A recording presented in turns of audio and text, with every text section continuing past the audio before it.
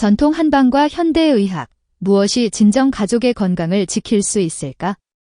이 이야기는 오래된 가치와 새로운 가치가 충돌하는 한국의 한 가정에서 펼쳐지는 갈등과 화해, 그리고 진정한 가족애에 대한 이야기다. 이야기의 무대는 고즈넉한 분위기가 물씬 풍기는 경주시, 그 중에서도 바다와 가까운 조용한 주택가다. 50년이 넘은 한옥은 잘 가꾸어진 정원과 은은하게 들려오는 파도 소리가 어우러져 고요함 속에서도 기분 좋은 리듬을 만들어낸다. 검게 윤이 나는 기둥과 짙은 볏짚 냄새, 툇마루로 스며드는 부드러운 햇살은 옛 한국의 정취를 고스란히 간직하고 있다. 미닫이 문을 활짝 열면 바닷바람이 집 안을 부드럽게 어루만지며 계절마다 피어나는 꽃들의 향기를 실어 나른다. 봄에는 벚꽃, 여름에는 수국, 가을에는 단풍, 겨울에는 동백까지 계절마다 아름다운 풍경이 더해져 평범한 일상에 특별함을 선물한다. 이 집에는 강씨 가족이 살고 있다. 대대로 이 지역에 뿌리를 내리고 지역 사회와 깊은 유대관계를 맺어온 3대가 함께 사는 전형적인 한국 대가족이다. 가장인 강석철 할아버지는 75세다. 지역 건설회사의 사장이었지만 지금은 은퇴하여 취미인 분재와 텃밭 가꾸기에 열중하고 있다. 매일 동이 트기 전에 일어나 마당을 가꾸는 것이 일과다. 석철 할아버지는 엄격하지만 속으로는 가족을 끔찍이 아끼는 옛 어른들의 모습을 그대로 간직한 인물이다. 마을의 크고 작은 행사에도 적극적으로 참여하고 오래된 친구들과의 교류도 중요하게 여긴다. 특히 기원에서 마음 맞는 친구들과 바둑을 두는 시간은 석철 할아버지에게 무엇과도 바꿀 수 없는 행복한 시간이다. 그는 전통을 중요시하고 옛 생활 방식을 따르는 전형적인 어르신이다. 그의 아내 박순자 할머니는 72세다. 남편을 내조하고 가정을 돌보는데 평생을 바쳐온 전업주부다. 순자 할머니는 이웃 사이에서도 소문난 요리 솜씨를 자랑하며 특히 한식 실력은 전문가 수준이다. 매일 먹는 식사는 물론이고 명절 음식과 손님 접대 음식까지 가족과 손님들을 항상 맛있는 음식으로 대접한다. 순자 할머니는 가족의 건강을 최우선으로 생각하며 특히 음식에 대한 남다른 철학을 가지고 있다. 재료는 지역 농부에게서 직접 구매하고 화학 조미료는 최대한 사용하지 않는다.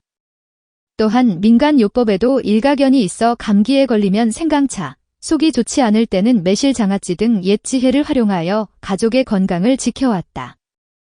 순자 할머니는 부드럽고 온화한 성격이지만 속으로는 강인하고 가족을 위해서라면 어떤 고생도 마다하지 않는 전형적인 한국의 어머니상이다. 석철 할아버지와 순자 할머니의 장남인 강민호는 45세다. 서울에 있는 대기업 IT 회사에 다니는 시스템 엔지니어다. 아침 일찍 집을 나서 만원 지하철에 시달리며 출퇴근하고 밤늦게까지 야근하는 날도 잦은 전형적인 한국 직장인이다. 민호는 성실하고 책임감이 강하며 일에 대한 열정이 넘친다. 최신 기술에도 정통하여 회사에서 중요한 프로젝트를 맡기도 한다.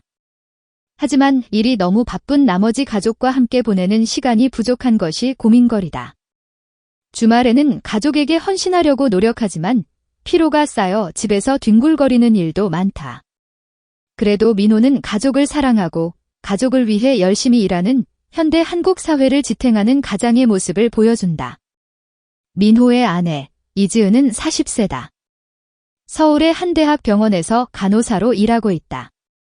지은은 밝고 싹싹한 성격으로 누구에게나 사랑받는 이른바 힐링 캐릭터의 소유자다. 환자들에게 신뢰받고 동료들에게도 인정받는 우수한 간호사다. 지은은 최신 의료 지식을 습득하고 환자에게 최상의 간호를 제공하기 위해 끊임없이 노력한다. 또한 일과 가정의 균형을 중요하게 생각하며 바쁜 와중에도 아들 현우의 육아와 가사까지 꼼꼼하게 챙긴다. 지은은 현대사회에서 활약하는 여성의 전형이며 일과 가정 모두를 소중히 여기는 균형 감각을 지닌 여성이다. 민호와 지은의 외아들 강현우는 10살이다. 동네 초등학교에 다니는 활기찬 4학년 학생이다. 현우는 축구와 게임을 좋아하는 요즘 아이들의 모습을 그대로 보여준다. 학교가 끝나면 친구들과 근처 공원에서 축구공을 차는 것이 일과다. 주말에는 아빠 민호와 함께 게임을 즐기기도 한다. 현우는 순수하고 밝은 성격이지만 조금은 응석바지 같은 면도 있어 할머니 순자에게 자주 어리광을 부린다. 순자 할머니는 현우를 끔찍이 아끼며 맛있는 간식을 만들어 주거나 옛놀이를 가르쳐 주는 등 현우에게는 무엇이든 털어놓을 수 있는 특별한 존재다. 평화롭던 이 가정에 어느 날 작은 균열이 생기기 시작한다. 순자 할머니가 감기가 심해져 건강이 나빠진 것이다. 석철 할아버지는 순자 할머니가 오랫동안 믿고 의지해온 한의원에 모시고 가려고 한다. 반면 지은은 서양 의학의 관점에서 더 효과적이고 빠른 치료법을 주장한다. 순자 할머니의 건강을 걱정하는 석철 할아버지는 오랜 경험을 바탕으로 민간요법에 절대적인 신뢰를 가지고 있다. 특히 순자 할머니가 신뢰하는 한의사가 처방하는 약은 어떤 병에도 효과가 있다고 굳게 믿고 있다. 이 한약은 순자 체질에 맞춰서 특별히 조제된 거야. 오랫동안 순자 건강을 책임져온 한의사가 처방한 약이니 틀림없어 석철 할아버지가 말한다. 반면 지은은 현대 의료의 최전선에서 일하는 간호사로서 과학적 근거에 기반을 둔 치료의 중요성을 역설한다. 아버님, 마음은 알겠지만 현대의학에서는 더 효과적이고 안전한 치료법이 많아요. 우선 제대로 검사를 해서 원인을 파악하는 것이 중요합니다. 지은이 반박한다.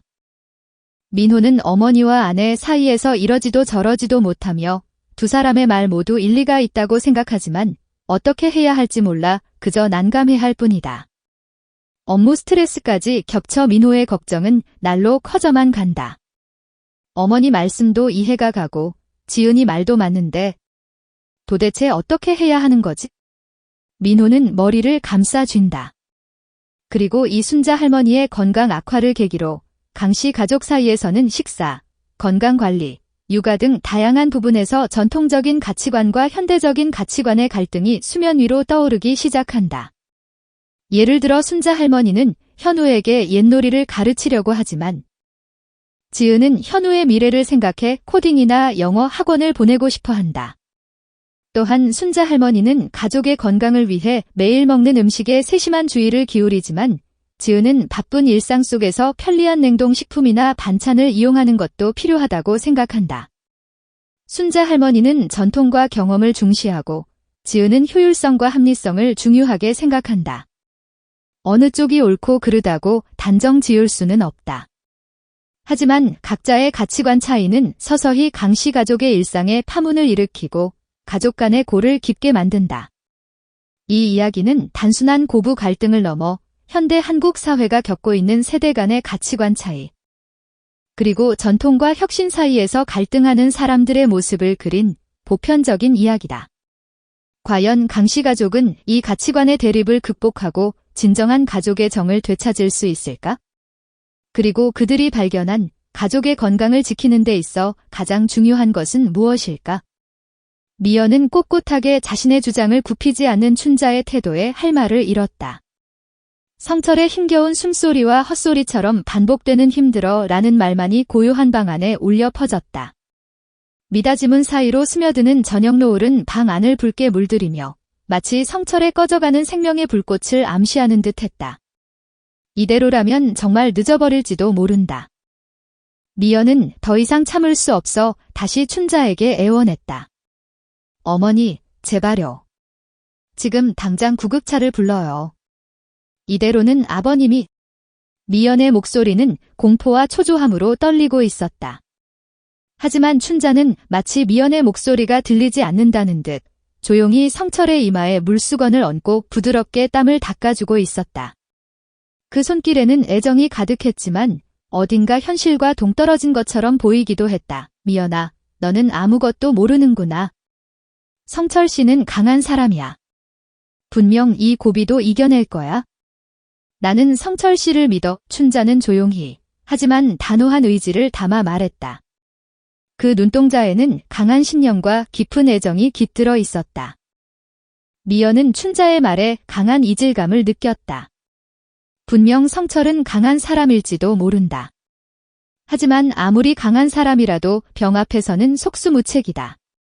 현대의학의 힘을 빌리지 않으면 살릴 수 있는 생명도 살릴 수 없다. 미연은 자신의 무력함을 통감하면서도 어떻게든 춘자를 설득해야 한다고 생각하며 필사적으로 말을 골랐다. 어머니, 마음은 이해해요. 하지만 지금은 그런 말을 할 때가 아니에요. 아버님 목숨이 달린 문제라고요. 미연의 눈에는 눈물이 고였다. 그때 성철이 희미한 목소리로 무언가를 중얼거렸다. 춘자야. 물. 성철은 고통스럽게 물을 찾고 있었다. 춘자는 즉시 일어나 부엌에서 물주전자와 찻잔을 가져와 성철의 입가에 찻잔을 가져다 대고 천천히 물을 먹였다. 괜찮아요, 여보. 천천히 마셔요. 춘자의 목소리는 다정함으로 가득했다. 하지만 성철은 물을 조금 마신 후 다시 심하게 기침을 하기 시작했다. 그 기침은 이전보다 더욱 심했고 마치 체내의 모든 공기를 토해내려는 듯 했다. 성철의 얼굴은 고통으로 일그러졌고 온몸이 심하게 떨렸다. 아버님, 미연은 자신도 모르게 비명을 질렀다. 춘자도 이 상황에 동요를 감추지 못했다. 여보, 정신 차려요. 춘자는 성철의 손을 꼭 잡고 필사적으로 불렀다. 하지만 성철의 의식은 혼미해져 반응이 둔했다. 미연은 더 이상 참을 수 없었다. 어머니, 이제 그만하세요. 이러다 아버님 돌아가신다고요. 미연은 춘자의 팔을 잡고 억지로 일으켜 세우려고 했다. 하지만 춘자는 마치 바위처럼 꿈쩍도 하지 않았다. 미연아, 놔라. 나는 이 집안의 방식을 따를 뿐이야. 너는 이 집안 사람이 아니니 참견하지 마. 춘자는 미연을 쏘아보며 강한 어조로 쏘아붙였다. 그 순간 미연은 춘자에게서 지금까지 본 적 없는 차가운 무언가를 느꼈다.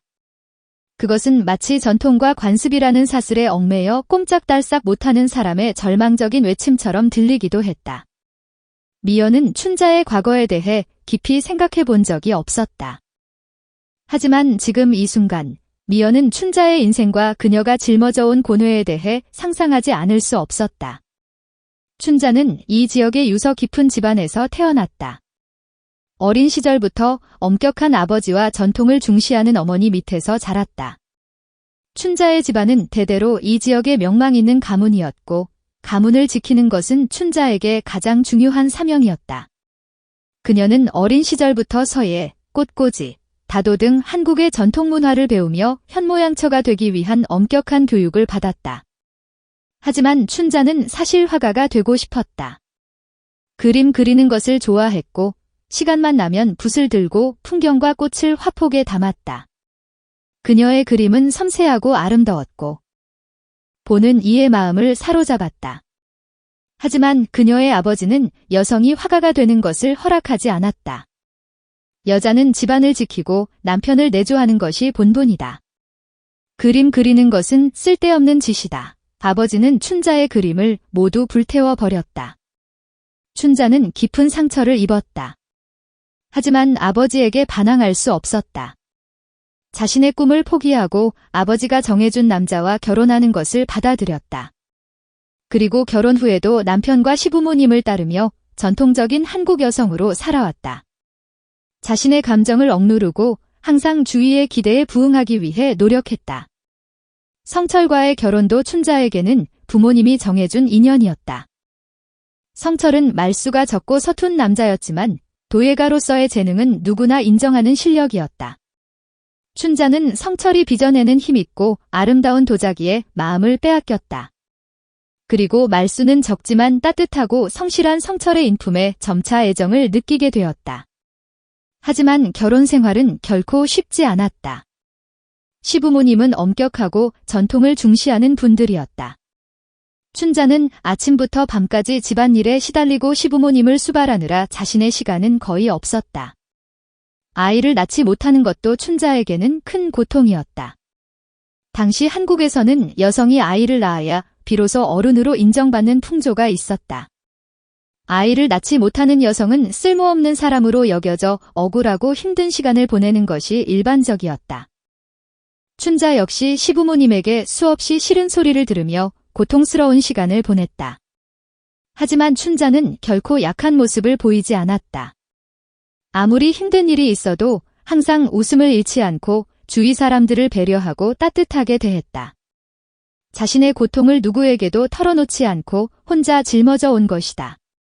미연은 춘자의 과거를 알게 되면서 그녀를 보는 시선이 조금씩 달라졌다.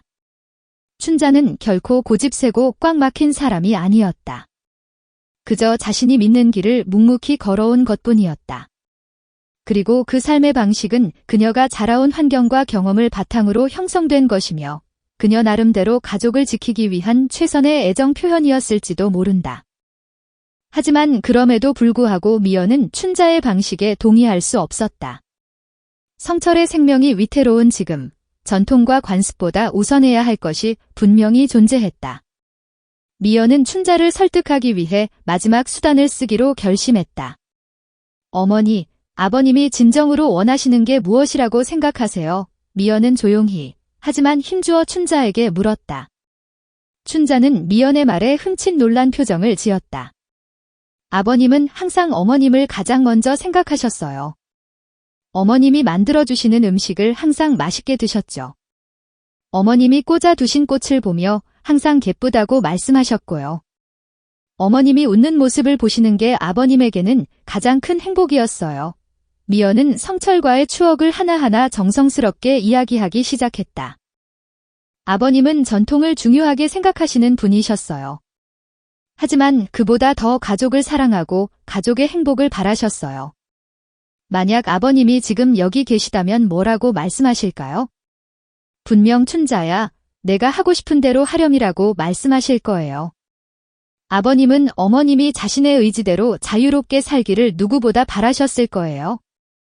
미연의 말은 춘자의 마음에 깊이 울려 퍼졌다. 춘자는 성철과의 추억을 하나하나 떠올렸다. 성철은 분명 말수가 적은 사람이었다. 하지만 항상 춘자를 따뜻하게 지켜봐 주었다. 춘자가 힘들고 슬플 때 항상 곁에서 위로해 주었다. 성철은 춘자가 만든 음식을 항상 맛있게 먹어주었다. 그리고 춘자가 정성스럽게 꽂아둔 꽃을 보며 항상 예쁘다고 칭찬해 주었다. 춘자는 깨달았다. 자신은 어느새 전통과 관습이라는 보이지 않는 사슬에 얽매여 꼼짝달싹 못하고 있었는지도 모른다. 그리고 그 사슬은 자신뿐 아니라 소중한 가족까지도 올가매고 있었는지도 모른다. 미연. 춘자는 떨리는 목소리로 미연의 이름을 불렀다. 내가 틀렸는지도 모르겠구나. 춘자의 눈에서 굵은 눈물방울이 뚝뚝 떨어졌다. 어머니. 미연은 춘자의 손을 따뜻하게 감싸 쥐었다. 아직 늦지 않았어요. 지금이라도 늦지 않았어요. 춘자는 천천히 일어나 떨리는 손으로 전화 수화기를 들었다. 그리고 천천히, 하지만 또렷한 목소리로 번호를 눌렀다. 구급차. 부탁드립니다. 몇 분 후, 멀리서 사이렌 소리가 들려왔다.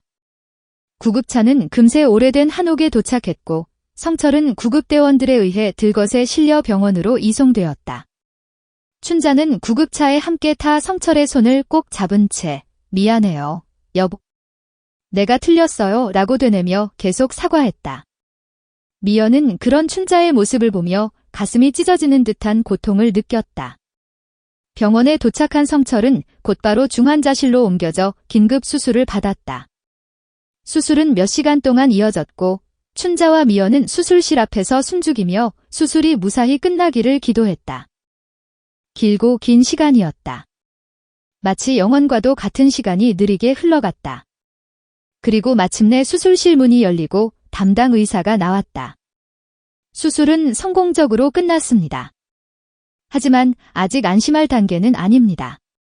당분간 중환자실에서 경과를 지켜봐야 합니다. 의사의 말에 춘자와 미연은 안도의 한숨을 내쉬었다. 하지만 동시에 아직 완전히 안심할 수 없다는 긴장감도 느꼈다. 그 후 성철은 며칠 동안 중환자실에서 집중 치료를 받았다. 춘자는 매일 병원에 찾아와 성철의 회복을 빌었다. 미연도 틈틈이 춘자와 동행하며 그녀를 위로했다. 그리고 일주일 후 마침내 성철은 일반 병실로 옮길 수 있을 만큼 회복되었다. 춘자는 성철의 얼굴을 보자마자 눈물을 쏟았다.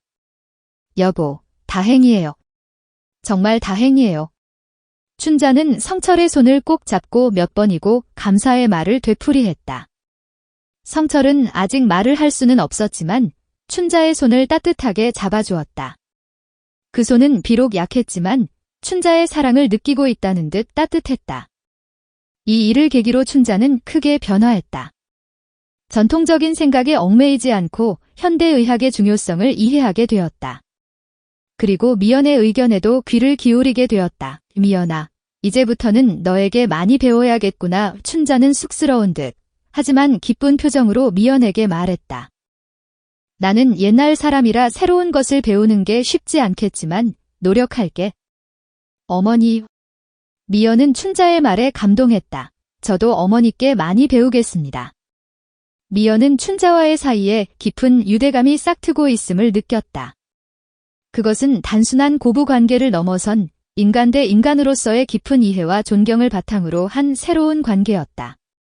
성철은 그 후에도 순조롭게 회복하여 몇 달 후 무사히 퇴원할 수 있었다. 이전보다 조금 야위었지만 눈빛에는 강인한 생명력이 깃들어 있었다. 춘자야, 미연아, 고맙다. 너희 덕분에 내가 살았다. 성철은 퇴원하는 날 춘자와 미연에게 감사의 말을 전했다. 이제부터는 너희와 더 많은 시간을 보내고 싶구나. 성철의 말에 춘자와 미연은 눈물을 글썽이며 고개를 끄덕였다. 이 오래된 한옥에는 다시 평온한 일상이 찾아왔다. 하지만 이전과는 다른 새로운 형태의 일상이었다. 전통과 현대, 각자의 가치관이 융합되고 조화를 이룬 새로운 가족의 모습이 그곳에 있었다. 그리고 그 중심에는 항상 춘자와 미연의 웃음이 있었다. 성철의 죽음은 가족 모두에게 깊은 슬픔을 안겨주었다. 특히 춘자의 낙담은 이루 말할 수 없을 정도였다. 장례 기간 내내 춘자는 마치 넋이 나간 사람처럼 멍하니 허공을 바라보았고 누가 말을 걸어도 거의 반응을 보이지 않았다. 식사도 제대로 하지 못했고 밤에도 잠을 이루지 못하는 날들이 이어졌다. 민호는 그런 춘자를 걱정하며 어떻게든 위로해 주려고 애썼지만 춘자의 마음은 굳게 닫혀 있었다. 반면 미연은 깊은 죄책감에 시달렸다. 좀 더 일찍 춘자를 설득했더라면 성철을 구할 수 있었을지도 모른다는 생각이 머릿속을 떠나지 않았다. 미연은 춘자에게 어떻게든 사과하려고 몇 번이나 시도했지만 춘자는 미연을 완전히 무시하며 마치 없는 사람처럼 대했다. 어머니, 그때는 저도 정말 필사적이었어요. 부디 용서해주세요. 어느 날 미연은 용기를 내어 춘자에게 말을 걸었다. 하지만 춘자는 차가운 눈빛으로 미연을 쏘아보며 너는 이 집에서 나가거라. 이제 너와는 함께 살 수 없다 라고 말하고는 방을 나가버렸다. 미연은 그 자리에 멍하니 서서 말을 잃었다. 춘자에게 그런 말을 듣게 될 줄은 상상도 하지 못했다. 분명 자신에게도 책임이 있을지 모른다. 하지만 춘자의 태도는 너무나 일방적이고 부당했다. 미연은 억울함과 슬픔, 분노가 동시에 끓어오르는 것을 느꼈다. 민호는 미연과 춘자 사이에서 이러지도 저러지도 못하는 상황에 놓였다. 두 사람의 마음을 모두 이해하기에 더욱 어떻게 해야 할지 알 수 없었다. 민호는 미연에게 어머니는 지금 마음의 여유가 없으신 거야? 시간이 지나면 분명 이해해 주실 거야 라고 위로했지만 미연의 마음은 풀리지 않았다. 그러던 어느 날 춘자가 갑자기 집을 나가버렸다. 쪽지 하나 남기지 않고 마치 증발해버린 것처럼. 민호는 필사적으로 춘자를 찾아 헤맸다. 경찰에도 신고했지만 춘자의 행방은 묘연했다. 미연은 춘자가 집을 나간 것이 자신의 탓이라는 생각에 깊은 책임감을 느꼈다. 내가 좀 더 어머니께 다가갔어야 했는데. 미연은 자신을 탓하며 괴로워했다. 며칠 후 민호에게 전화 한 통이 걸려왔다. 춘자의 오랜 친구인 김영숙 씨였다. 영숙 씨는 춘자와 오랫동안 꽃꽂이를 함께 배운 친구였다. 민호 씨, 춘자 씨한테 연락이 왔는데 지금 우리 집에 있어요. 마음이 진정되면 연락한다고 했으니 너무 걱정하지 말아요. 영숙 씨는 그렇게 말하고 전화를 끊었다. 민호는 곧바로 영숙 씨의 집으로 향했다. 영숙 씨의 집은 민호의 집에서 차로 30분 정도 거리에 있는 작은 한옥이었다. 민호가 영숙 씨의 집에 도착했을 때 춘자는 영숙 씨와 함께 마당 툇마루에 앉아 있었다. 어머니, 민호는 춘자에게 달려갔다. 걱정 많이 했지? 민호야,의 춘자는 평소와 같은 다정한 미소로 민호를 맞이했다. 민호는 춘자가 무사하다는 사실에 진심으로 안도했다. 그리고 왜 갑자기 집을 나갔는지 춘자에게 물었다. 어머니, 왜 아무 말도 없이 집을 나가신 거예요? 걱정 많이 했어요. 민호는 조금 원망 섞인 목소리로 춘자에게 말했다. 미안하다. 민호야. 하지만 그때는 정말 어떻게 해야 할지 몰랐어. 성철 씨가 떠나고 너와 미연이 사이도 어색해지고 나는 이 집에 있는 게 너무 힘들었어. 이춘자는 고개를 숙인 채 말했다. 민호는 춘자의 말에 가슴이 뭉클해졌다. 자신은 어머니의 마음을 전혀 이해하지 못하고 있었다. 그렇게 생각하니 죄송스러운 마음이 가득했다. 어머니, 죄송해요. 제가 어머니 마음을 전혀 몰랐어요. 민호는 춘자의 손을 잡고 사과했다. 민호야, 내가 사과할 일은 아니다. 잘못은 내가 했지? 미연이에게 그렇게 심한 말을 해버렸으니. 나는 성철 씨를 잃은 슬픔을 미연이에게 쏟아낸 거야. 정말 잘못했다고 생각하고 있어. 위춘자는 눈물을 글썽이며 말했다. 민호는 춘자의 말에 놀라움을 감추지 못했다. 어머니가 미연에게 사과하고 싶어 할 줄은 상상도 못했기 때문이다. 어머니, 민호는 더 이상 아무 말도 할 수 없었다. 민호야, 나 미연이에게 사과하고 싶어. 하지만 어떻게 사과해야 할지 모르겠구나. 위춘자는 불안한 표정으로 민호에게 말했다. 어머니, 제가 미연이에게 이야기해 볼게요. 분명 이해해 줄 거예요. 민호는 춘자를 안심시키려는 듯 다정하게 말했다. 그날 밤, 민호는 미연에게 춘자와 있었던 일을 이야기했다. 미연아, 어머니가 사과하고 싶으시대. 그리고 집으로 돌아오고 싶으시대. 민호는 미연의 반응을 살피며 조심스럽게 말을 골랐다. 미연은 민호의 이야기를 묵묵히 듣고 있었다. 그리고 잠시 침묵한 후 이렇게 말했다. 알겠어요. 민호씨, 어머니께 가볼게요. 미연은 의외로 담담하게 춘자를 만나겠다고 말했다. 미연, 고마워. 민호는 미연의 따뜻한 마음에 가슴이 뭉클해졌다. 다음 날 미연은 민호와 함께 영숙 씨의 집을 찾았다. 춘자는 대문 앞에서 두 사람을 맞이했다. 미연. 춘자는 미안한 표정으로 미연에게 말을 걸었다. 어머니. 미연도 춘자에게 따뜻하게 말을 건넸다. 두 사람은 영숙 씨 집의 작은 다실로 안내되었다. 찻자리가 마련된 다실에 두 사람은 마주보고 앉았다. 잠시 동안 어색한 침묵이 흘렀다. 그 침묵을 깬 것은 춘자였다. 미연아, 정말 미안하다. 성철 씨 일로 정신이 없어서 너에게 그런 심한 말을 해버렸군. 춘자는 고개를 깊이 숙이며 사과했다. 어머니, 고개 드세요. 저도 잘못했어요. 아버님 일로 어머니 마음을 더 헤아렸어야 했는데. 미연도 춘자에게 고개를 숙였다. 미연. 춘자는 눈물을 글썽이며 미연의 손을 잡았다. 어머니. 미연도 춘자의 손을 따뜻하게 감싸 쥐었다. 두 사람은 한동안 말없이 손을 잡고 있었다. 그 손은 서로의 아픔과 깊은 애정을 전하는 듯 했다. 그리고 춘자가 천천히 입을 열었다. 미연아, 사실 너에게 꼭 해야 할 말이 있어. 춘자는 무거운 입을 열었다. 아버님이 돌아가시기 전날 아버님과 단둘이 이야기를 나눴어. 이춘자는 먼 곳을 바라보는 듯한 눈빛으로 이야기를 시작했다. 그때 아버님이 나에게 이렇게 말씀하셨어. 춘자야, 혹시 나에게 무슨 일이 생기면 미연이를 부탁한다.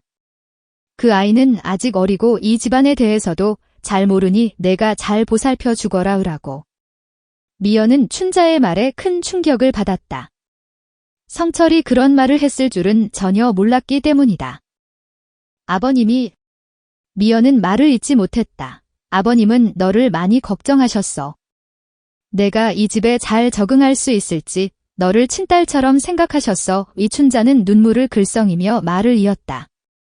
하지만 나는 아버님과의 약속을 지키지 못했어. 너에게 상처를 주고 말았지? 정말 미안하다. 이춘자는 다시 한번 미연에게 고개를 깊이 숙였다. 어머니, 이제 그만하세요. 아버님은 분명 우리 두 사람을 지켜보고 계실 거예요. 그러니 이제 자책하지 마세요. 미연은 춘자의 어깨를 감싸 안으며 다정하게 말했다. 미연, 고맙다. 고마워. 춘자는 미연의 품에 안겨 아이처럼 흐느껴 울었다. 미연도 춘자를 안은 채 눈물을 흘렸다. 두 사람의 눈물은 서로의 상처를 씻어내주는 듯했다. 이 일을 계기로 미연과 춘자의 관계는 극적으로 변화했다. 춘자는 미연을 친딸처럼 아끼고 사랑했다. 미연도 춘자를 친어머니처럼 따르고 의지했다. 두 사람은 함께 장을 보고 요리를 하고 마치 친모녀처럼 다정하게 지냈다. 민호는 그런 두 사람을 보며 진심으로 행복을 느꼈다. 그리고 춘자는 또 한 가지 큰 변화를 겪었다. 민간요법뿐만 아니라 현대의학의 중요성도 이해하게 된 것이다. 정기적으로 건강검진을 받고 건강관리에도 신경 쓰기 시작했다. 미연과 춘자, 두 사람의 경험과 지식이 융합되어 가족의 건강은 더욱 튼튼해졌다. 어느 맑은 날, 미연과 춘자, 그리고 민호는 성철의 묘를 찾았다. 묘 앞에 꽃을 꽂고 향을 피우며 조용히 예를 갖추었다. 아버님, 보고 계시죠? 저희 이제 이렇게 잘 지내고 있어요. 미연은 마음속으로 성철에게 말을 걸었다. 여보, 당신이 사랑했던 가족은 앞으로도 서로 의지하며 살아갈 거예요. 그러니 편히 쉬세요. 춘자도 마음속으로 성철에게 말을 건넸다. 하늘은 더없이 맑고 푸르렀다. 마치 성철이 따뜻한 눈길로 가족을 지켜보는 듯했다. 그리고 앞으로도 이 가족의 유대감은 더욱 깊어질 것이다. 왜냐하면 그들은 깊은 슬픔과 갈등을 극복하고 진정한 가족의 정을 되찾았기 때문이다. 그리고 그 유대감은 어떤 어려움이 닥쳐도 결코 흔들리지 않을 것이다. 왜냐하면 그 유대감은 사랑과 깊은 이해로 단단히 묶여 있기 때문이다. 그로부터 몇 년 후, 봄은 다시 찾아왔다. 벚꽃 잎이 흩날리는 어느 날, 미연은 툇마루에서 따뜻한 미소를 짓는 춘자와 즐겁게 이야기를 나누고 있었다. 그들의 손에는 작은 손이 꼭 쥐어져 있었다. 3살이 된 미연과 민호의 딸, 한별이의 손이었다. 한별이는 성철이 세상을 떠난 이듬해에 태어났다. 춘자는 한별이를 친손녀처럼, 아니 그 이상으로 끔찍이 아꼈다. 한별아, 할머니가 만든 인형 좀 봐. 예쁘지? 춘자는 손수 만든 소박한 한복 인형을 한별이에게 건넸다. 와, 예뻐요. 한별이는 눈을 반짝이며 인형을 받았다. 할머니, 고맙습니다. 한별이는 천진난만한 미소로 춘자에게 안겼다. 한별이가 어머니를 정말 잘 따르네요. 미연은 흐뭇한 표정으로 두 사람을 바라보며 민호에게 말했다. 그러게, 어머니도 한별이가 태어난 후로 정말 밝아지셨어. 마치 딴 사람 같아. 김민호도 따뜻한 미소를 지으며 한별이와 춘자를 바라보았다. 한별이가 태어난 후, 이 집에는 웃음이 끊이지 않았다. 춘자는 한별이에게 한국의 전통 놀이와 노래를 가르쳐주고 함께 마당에서 꽃을 가꾸는 등 마치 자신이 어렸을 때 할머니에게 받았던 것처럼 한별이에게 사랑을 쏟았다. 미연은 그런 춘자와 한별이를 보며 깊은 행복을 느꼈다.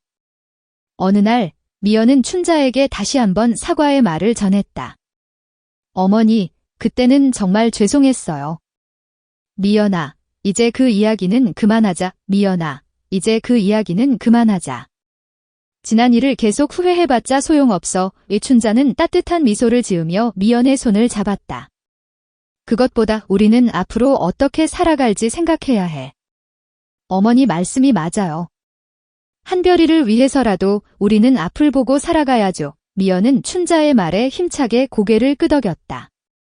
미연아, 너에게 부탁이 하나 있어. 춘자는 진지한 표정으로 미연에게 말했다. 뭔데요, 어머니? 이 집을 지켜주었으면 좋겠어. 성철 씨가 소중하게 여겼던 이 집을. 춘자는 그렇게 말하며 집 안을 둘러보았다. 이 집에는 우리의 역사와 추억이 가득 담겨 있어. 그것을 너희에게 물려주고 싶구나, 어머니. 미연은 춘자의 말에 가슴이 뭉클해졌다. 물론이죠, 어머니. 아버님의 마음, 저희가 잘 이어받을게요. 미연은 힘주어 춘자에게 약속했다. 고맙다, 미연아. 이제 나도 안심하고 성철 씨 곁으로 갈 수 있겠구나. 춘자는 그렇게 말하며 따뜻한 미소를 지었다. 어머니, 그런 말씀 마세요. 아직 한참 더 오래 사셔야죠. 한별이를 위해서라도. 민호는 조금 당황한 듯 춘자에게 말했다. 민호야, 고맙다. 하지만 사람은 누구나 언젠가는 이별하는 날이 오는 법이야. 그것이 자연의 섭리란다. 춘자는 담담한 표정으로 민호에게 말했다. 할머니, 오래오래 함께 살아요. 한별이가 춘자의 무릎에 앉아 작은 손으로 춘자의 뺨을 쓰다듬었다. 한별아, 고마워. 할머니도 오래오래 함께 살고 싶단다. 이춘자는 한별이를 꼭 껴안았다. 춘자의 눈에는 눈물이 맺혀 있었다. 그 후로 춘자는 이전보다 더욱 한별이를 돌보는데 정성을 쏟았다. 마치 남은 시간을 한별이와의 추억을 만드는데 바치려는 듯했다. 한별이도 춘자를 무척 좋아해서 항상 춘자의 뒤를 졸졸 따라다녔다. 그러던 어느 날 한별이가 갑자기 고열에 시달렸다. 39도가 넘는 높은 열이었다. 미연은 당황하며 한별이를 병원에 데려가려고 했다. 어머니, 한별이가. 미연은 불안한 표정으로 춘자에게 말했다. 미연아, 침착하렴. 괜찮아. 한별이는 분명 나을 거야. 춘자는 의외로 침착했다. 어머니. 하지만 미연은 춘자의 말을 쉽게 믿을 수 없었다. 성철의 일이 있었기에 더욱 불안했다. 미연아, 나를 믿으렴. 한별이는 괜찮아. 내가 곁에 있잖니. 춘자는 미연의 손을 꼭 잡았다. 그 손은 따뜻하고 힘이 넘쳤다. 춘자는 한별이를 자신의 이불에 눕히고 정성껏 간호했다. 이마에 찬 수건을 얹어주고 물을 먹이고 밤새도록 한별이 곁을 지켰다. 미연도 춘자와 함께 한별이를 간호했다. 민호는 늦게까지 회사에 있었지만 전화로 계속 한별이의 상태를 확인했다. 어머니, 한별이에게 무슨 일이라도 생기면. 미연은 불안한 마음을 춘자에게 털어놓았다. 미연아, 걱정하지 말렴. 한별이는 강한 아이야. 분명 괜찮을 거야. 춘자는 미연을 격려하듯 다정하게 말했다. 그리고 지금은 현대의학의 힘도 있잖니. 우리 둘이서 한별이를 지키자. 춘자의 말에 미연은 정신이 번쩍 들었다. 그렇다. 지금은 예전과 다르다. 현대의학에 힘이 있다. 그리고 무엇보다 자신에게는 춘자가 있다. 그렇게 생각하니 마음이 한결 가벼워졌다. 어머니, 감사합니다. 미연은 춘자에게 진심으로 감사했다. 다음 날 아침, 한별이의 열은 조금 떨어져 있었다. 아직 완전히 회복된 것은 아니었지만 어제보다는 훨씬 생기 있는 모습이었다. 할머니. 한별이가 쉰 목소리로 춘자를 불렀다. 한별아, 다행이다. 춘자는 한별이를 꼭 껴안았다. 엄마. 미연도 한별이를 껴안으며 눈물을 흘렸다. 그 후 한별이는 순조롭게 회복하여 며칠 후에는 완전히 건강을 되찾았다. 할머니, 놀아요. 한별이는 힘차게 춘자의 손을 잡아 끌었다. 한별아, 건강해져서 정말 다행이야. 춘자는 환한 미소로 한별이와 손을 잡았다. 한별이의 병간호를 계기로 미연과 춘자의 유대감은 더욱 깊어졌다. 두 사람은 서로를 신뢰하고 의지하며 한별이를 키웠다. 그리고 이 일은 춘자에게 어떤 결심을 하게 만들었다. 미연아, 나 아무래도 의사가 되고 싶어. 어느 날 춘자가 미연에게 말했다. 네, 미연은 춘자의 말에 귀를 의심했다. 어머니, 지금 뭐라고? 그러니까 의사가 되고 싶다고. 춘자는 진지한 표정으로 미연을 바라보았다. 어머니. 하지만 연세도 있으시고. 게다가 의대에 들어가려면 공부도 많이 해야 하잖아요. 미연은 춘자의 무모해 보이는 결심에 당황스러움을 감추지 못했다. 나도 그 정도는 알아. 하지만 포기하고 싶지 않아. 성철 씨를 지켜주지 못했던 그날의 후회를 평생 잊을 수 없어. 그래서 의사가 되어서 한 사람이라도 더 구하고 싶어. 그것이 내 남은 인생의 목표야. 춘자의 눈은 강한 의지로 빛나고 있었다. 어머니. 미연은 춘자의 결심에 가슴이 뭉클해졌다. 그리고 동시에 자신의 과거 꿈을 떠올렸다. 의사가 되고 싶었던 그 시절의 꿈을 어머니, 함께 노력해요. 미연은 춘자의 손을 꼭 잡았다. 저도 다시 의사에 도전할게요. 어머니와 함께. 미연은 춘자의 눈을 바라보며 또렷하게 말했다. 미연아. 고마워. 춘자는 눈물을 글썽이며 미연의 손을 마주 잡았다. 그 후 미연과 춘자는 의대 입학을 목표로 함께 공부를 시작했다. 미연은 예전의 지식을 되살리며 춘자에게 공부를 가르쳤다. 춘자도 젊은 시절과는 다른 쇠약함을 느끼면서도 악착같이 공부에 매달렸다. 민호와 한별이는 그런 두 사람을 따뜻하게 지켜보며 응원했다. 그리고 몇 년 후 기적이 일어났다. 미연과 춘자 모두 의대에 합격한 것이다. 해냈어. 해냈다고. 미연아. 춘자는 합격 통지서를 들고 아이처럼 기뻐했다. 어머니, 정말 대단하세요. 정말 장하세요. 미연도 춘자와 얼싸안고 기쁨을 나누었다. 엄마, 할머니, 축하해요. 한별이도 함께 깡충깡충 뛰며 기뻐했다. 두 사람 모두 정말 고생 많았어. 정말 축하해. 민호는 눈물을 글썽이며 미연과 춘자를 꼭 안아주었다. 의대 입학 후에도 두 사람의 도전은 계속되었다. 나이의 장벽, 체력의 한계, 주위의 편견 등 수많은 어려움이 두 사람을 기다리고 있었다. 하지만 두 사람은 서로 격려하고 의지하며 하나씩 어려움을 극복해 나갔다.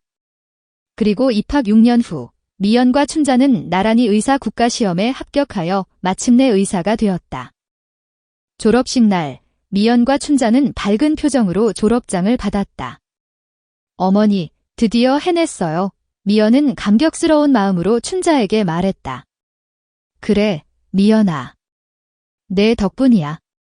내가 없었다면 나는 분명 중간에 포기했을 거야. 이춘자는 따뜻한 미소를 지으며 미연에게 말했다. 엄마, 할머니, 축하해요. 한별이가 꽃다발을 들고 두 사람에게 달려왔다. 한별아, 고마워. 미연과 춘자는 한별이를 꼭 안아주었다. 두 사람 모두 정말 축하해. 앞으로의 활약, 기대할게. 민호도 두 사람을 자랑스럽게 바라보며 축하 인사를 건넸다. 그 후 미연은 소아과 의사로 대학병원에 취업했다. 춘자는 한의사로 그 오래된 한옥에서 한의원을 개업했다. 두 사람은 각자의 길을 걸으면서도 항상 서로 연락하고 의지하며 지냈다. 미연아, 한의학에 대해 궁금한 것이 있으면 언제든지 물어보렴. 춘자는 전화로 미연에게 말했다. 감사합니다. 어머니. 저도 소아 진료에 대해 여쭤볼 것이 있으면 연락드릴게요. 미연도 춘자에게 감사의 마음을 전했다. 두 사람은 현대의학과 전통의학, 각자의 지식과 경험을 융합하며 수많은 환자를 치료하고 지역 사회의료 발전에 기여했다. 그리고 미연과 춘자의 이야기는 이 지역에서 오랫동안 회자되는 전설이 되었다. 어느 맑은 봄날, 미연은 한별이를 데리고 춘자의 한의원을 찾았다. 마당에는 형형색색의 꽃들이 만개했고 봄 햇살이 따스하게 내리쬐고 있었다. 할머니, 보세요. 벚꽃이 활짝 폈어요. 한별이는 마당을 뛰어다니며 춘자에게 말했다. 정말이구나, 한별아. 올해도 벚꽃이 참 예쁘게 피었구나. 춘자는 툇마루에 앉아 따뜻한 미소로 한별이를 바라보았다. 미연은 그런 두 사람을 보며 깊은 행복을 느꼈다. 그날 성철이 세상을 떠났을 때 이제 이 가족은 뿔뿔이 흩어지고 말 것이라고 생각하며 불안에 떨었다. 하지만 지금 이렇게 가족 모두가 웃으며 함께 있다. 그것은 분명 하늘에 있는 성철이 지켜봐준 덕분일 것이다. 아버님, 보고 계시죠? 저희 지금 정말 행복해요. 아버님이 이어주신 이 가족의 끈을 앞으로도 소중히 지켜나갈게요. 미연은 마음속으로 성철에게 말을 건넸다. 그리고 앞으로도 이 오래된 한옥에는 가족의 웃음이 가득하고 행복한 이야기가 계속될 것이다. 왜냐하면 이 가족은 깊은 슬픔과 갈등을 극복하고 진정한 가족의 정을 되찾았기 때문이다. 그리고 그 유대감은 어떤 어려움이 닥쳐도 결코 흔들리지 않을 것이다. 왜냐하면 그 유대감은 사랑과 용서, 그리고 깊은 이해로 단단히 묶여 있기 때문이다. 마지막으로 이 이야기가 우리에게 주는 교훈, 그리고 현대 사회를 살아가는 우리에게 주는 메시지를 몇 가지 덧붙이고 싶습니다. 전통적인 가치관과 현대적인 사고방식, 어느 한쪽에 치우치지 않고 각자의 장점을 인정하고 융합하는 것이 중요합니다. 옛것을 지키면서 새로운 것을 받아들이는 유연한 자세야말로 풍요로운 사회를 만드는 열쇠가 될 것입니다. 가족이라 할지라도 각자의 생각과 가치관은 다릅니다. 중요한 것은 서로의 마음을 이해하려고 노력하고 적극적으로 소통하는 것입니다.